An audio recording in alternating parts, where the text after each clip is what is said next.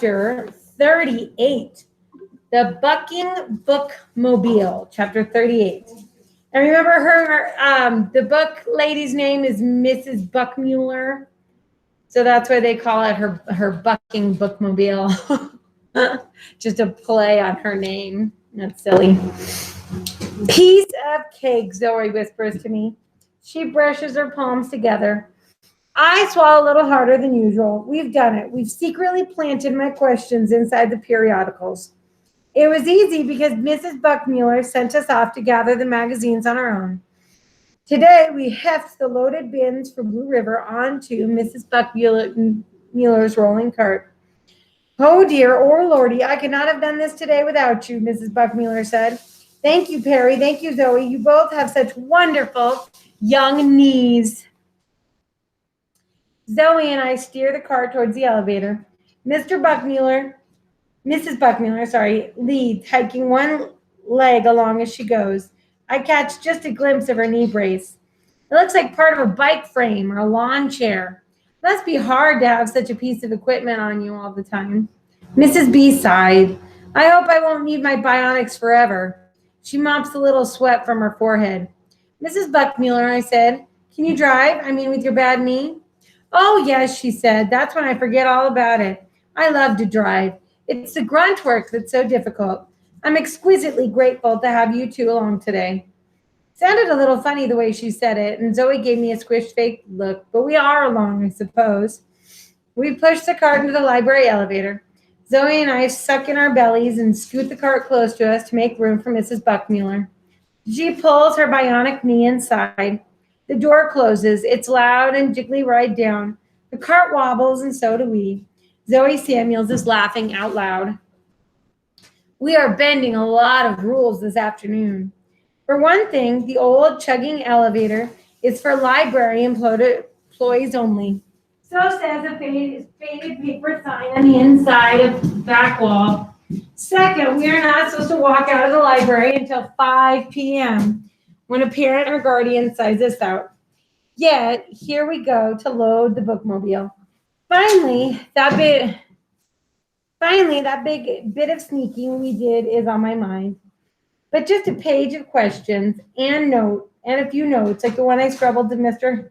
Halsey, saying I still want to play that game of one-on-one with him, and to Miss Gina about my needing her to cut my hair again. Suddenly, the notes seem a lot like pieces of mail.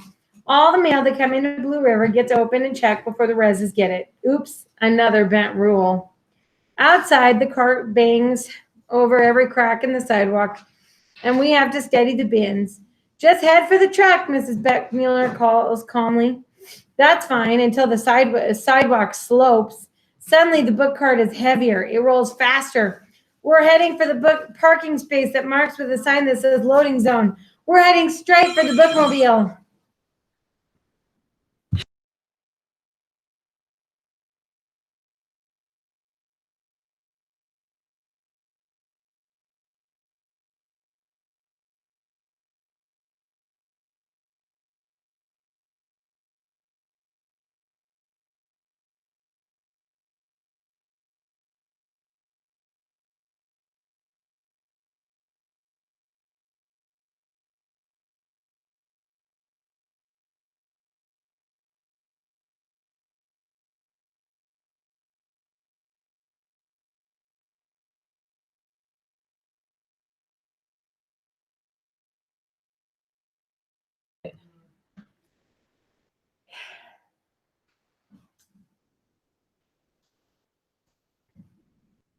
We're heading for the parking space that marked with the sign that says loading zone. We're heading straight for the bookmobile.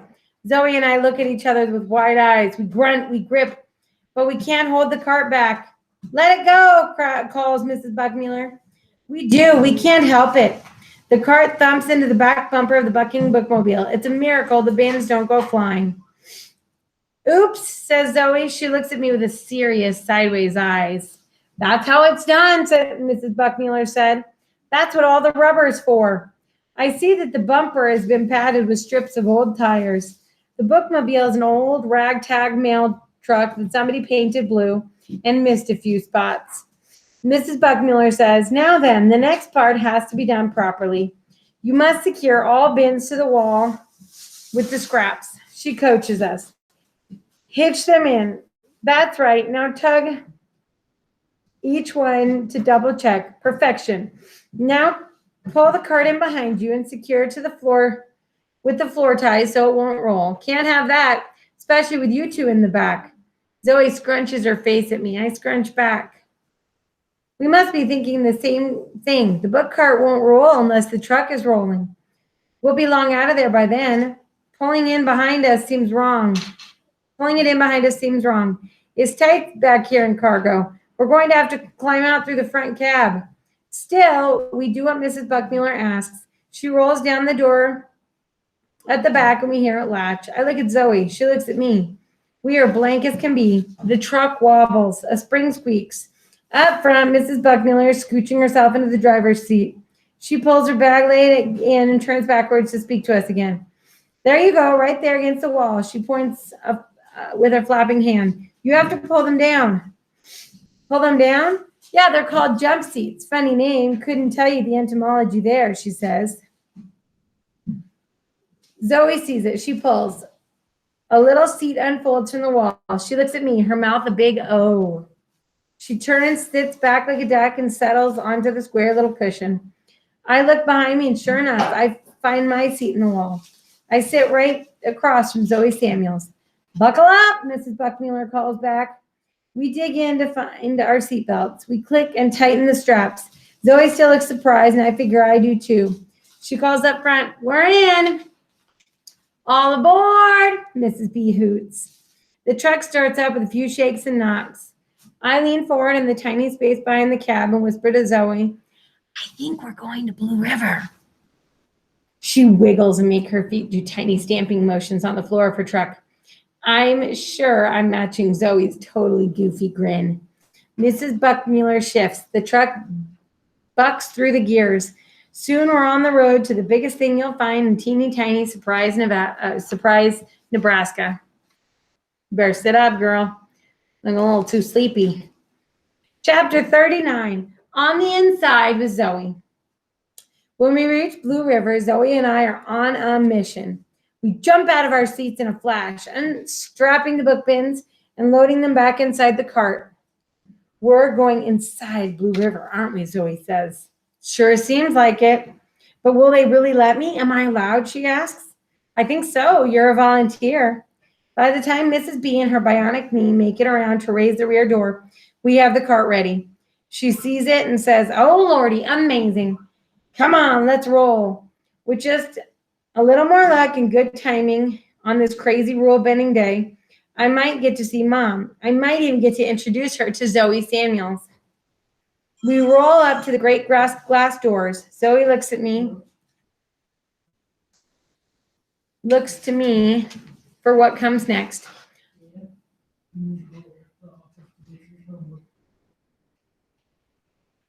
I hit the silver call button, which is a little like ringing the bell on my own front door. I face the cam and wave to whoever's on duty. They'll see us, I explained to Zoe. They'll buzz us in. The doors stay locked all day, she asks. I nod back. There's no Blue River bottleneck on a Tuesday afternoon. Every foreman knows Mrs. Buckmiller, and the guy on duty today calls out, Perry, as soon as he sees me. He logs us in and gives us badges. Zoe looks at hers before she clips it to her jacket. Then we push the heavy, clacking book cart through. Zoe's eyes are wide. She looks all around the inside of the Blue River Co-ed Correctional Facility. Stick with me, I say.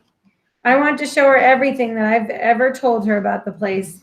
But in the quiet common, she stops and looks at the red-railed stairway. Her eyes follow upway to the East Lounge and to the small door at one end. Your room, she says. I nod. Blue River must look plain to her, even ugly.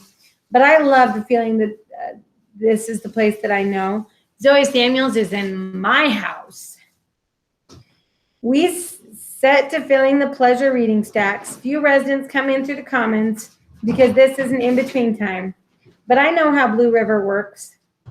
Word can get around fast. Anyone who sees me will want to tell Mom that I'm in the building. It's possible, but by the end of the workday, everybody will know.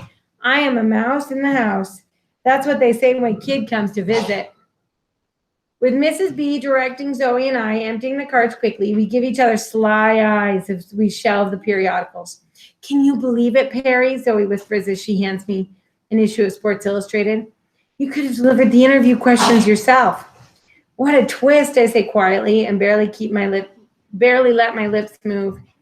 But this is still the best day because I'm not sure. But this is still the best way because I'm not sure who we're going to see today. But I do know who's going to pick up each one of these. I've had the last magazines into place. Mrs. B is looking at the gray clock. You've done all my work. What will I do with myself now? Take a load off, I say. I mean, sit and relax.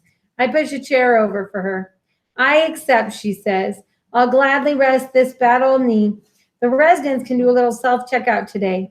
Lovely, she says, and settles with her own book to read. Zoe and I stand around. I twist and look over my shoulder. Surely a res will come through soon. Mrs. B sighs. Not much more for you two to do now, is there? I don't see a bored child, much less a pair of them. She looks around the common. She hums. I'd say you're free to roam. She lets that last word float as if it's a little tiny question mark on it. Zoe is waiting for me to take charge. I know that visitors are supposed to stay in the common, but the rules are different for volunteers, and we are library volunteers. Still, we can't go running through the halls. I'm trying to think of where Mom might be at this time. She's not up on the balcony in the Upper East Lounge. I can see that, so she's probably in the meeting room.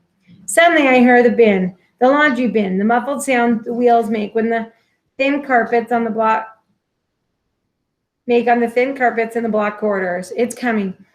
It's coming from Block A. It rolls a little louder. It hits linoleum in front of the common. Let it be someone I know. Oh, please let it be Mr. Hasley.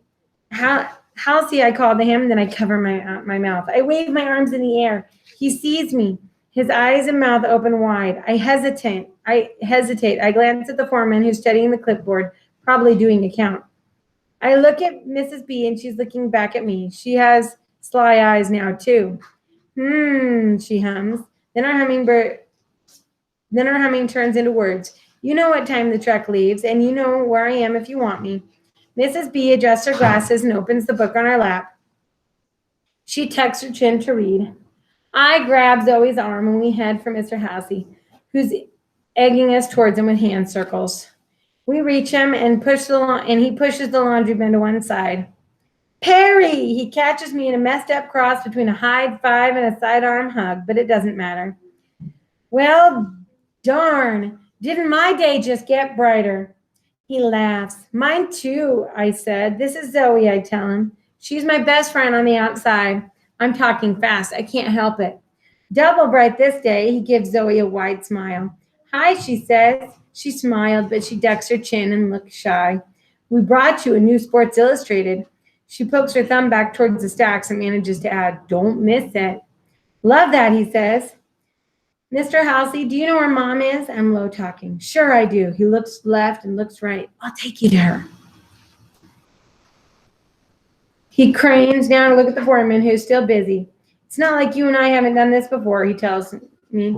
He offers me his arm, and I do what I've done since Halsey Barrows first came to Blue River. I jump and grab it. I pull up my knees, and he lifts. He deposits me into the empty laundry bin. He looks at Zoe and says, come on, girl, jump up there, and she does. Zoe and I crouch in the bin and watch the ceiling go by above us while Mr. Halsey zigs and zags us. Zoe has her hands clapped over her mouth, holding her laughter. We come to a stop. Mr. Halsey puts his fingers to his lips.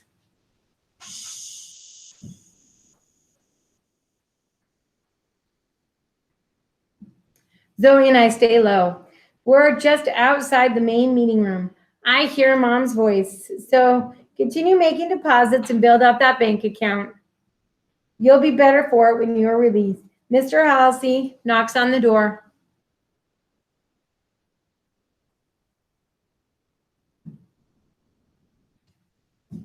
And pops the bin right over the threshold. Hello, ladies. Halsey, what are you doing here? I can hardly stay down. I'm dying to see Mom. Zoe is grinning from ear to ear. I must have gotten lost, he tells her. I hear Mom sigh and the women laugh. You're taking a wicked risk for a guy who's about to be paroled, wandering around when the woman in the woman's wing where you don't belong. Here it is, ladies, Mom said, an example of what you do not want to do. Come on now, Jessie. I just want to leave something off with you, Mr. Hassey tells her. What? No, I hear Mrs. Shona now. We don't need a bunch of dirty laundry in this old meeting room. Already smells like bad cheese in here. Well, then, how about 75 pounds worth of a special delivery? 75 pounds? Times two, he tells him.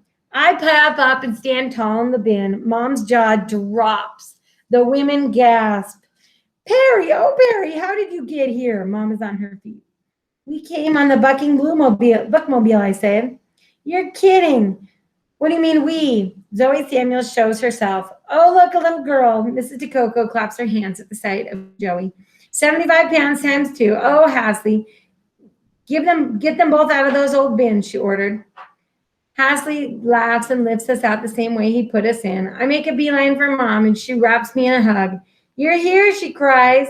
She swings me in place, then lets me go. Only she could take both of Zoe Samuels' hands in hers. They smile at each other. Zoe Samuels, Mom sighs. Boy, have I been dying to meet you. I wanted to meet you, Mrs. Cook. Zoe suddenly stammers and blushes a little. She doesn't know what to call Mom. Jessica is fine, Mom tells her. Mom starts to thank Zoe for my camera and for being a friend, but Mr. Hasley interrupts. Psst, I got to go. Nobody tell. He puts the laundry bin in reverse. The mice are yours now, he says. I see Mom mouth a big thank you his way. He nods, puts his hands up to wave, and whispers, later. Well, does anyone mind if we cut our discussion a few minutes short, Mom asks. She's looking at a group of women who are sitting down at the far end of the table. They're looking at us and smiling.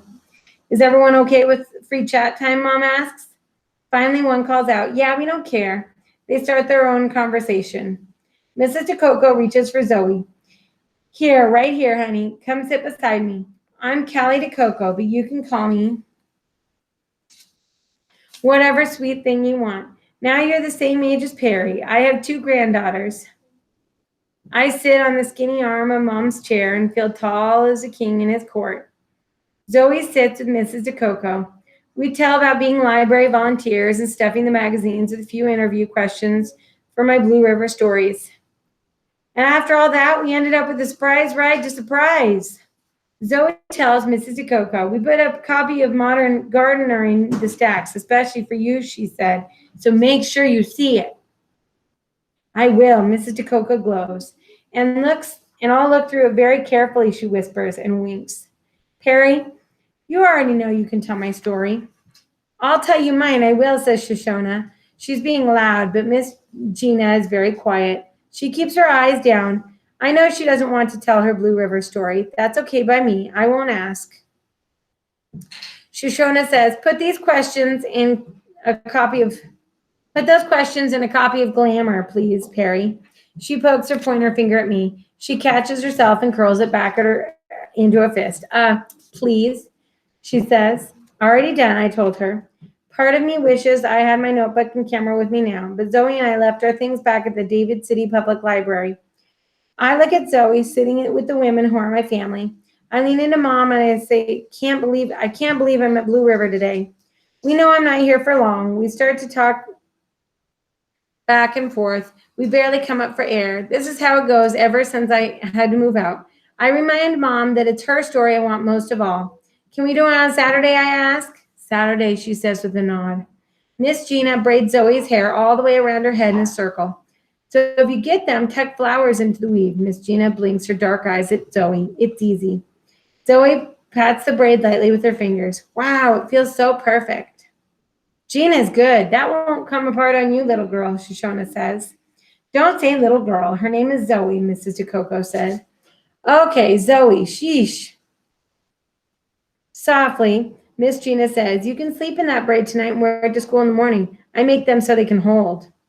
Mom is watching the clock. It's nearly the end of the workday at Blue River. When the halls fill, it would be easy to sneak us back to the common. I will have no problem showing my gladness today, she jokes. I'm supremely glad. I wonder, since the bookmobile comes every Tuesday and Friday, are you going to come with it? 2 short but sweet visits midweek, Mom asks.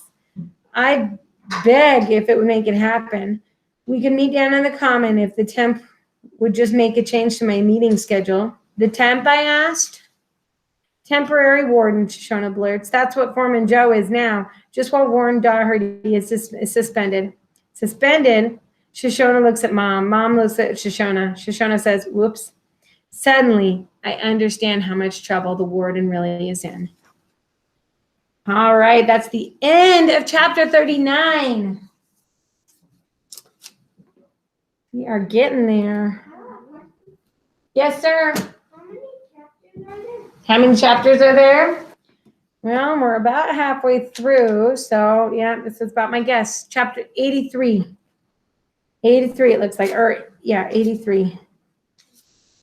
Yeah. 83 chapters. Well, they're pretty short, a lot of them. They just have a couple pages.